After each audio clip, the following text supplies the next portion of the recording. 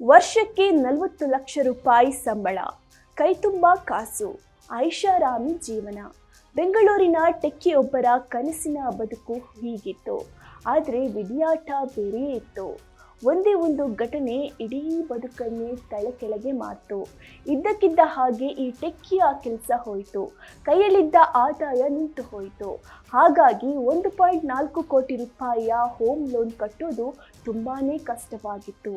ಈ ಟೆಕ್ಕಿಗೆ ಸಂಬಳ ಇದ್ದಾಗ EMI ಕಟ್ಟೋದನ್ನು ಬಹಳ ಸುಲಭ ಅಂದುಕೊಂಡ ಈ ಟೆಕ್ಕಿಗೆ ಕೆಲಸ ಕೈಕೊಟ್ಟ ಮೇಲೆ ಅದೇ ದೊಡ್ಡ ಚಿಂತೆಯಾಗಿ ಪರಿಣಮಿಸಿದೆ.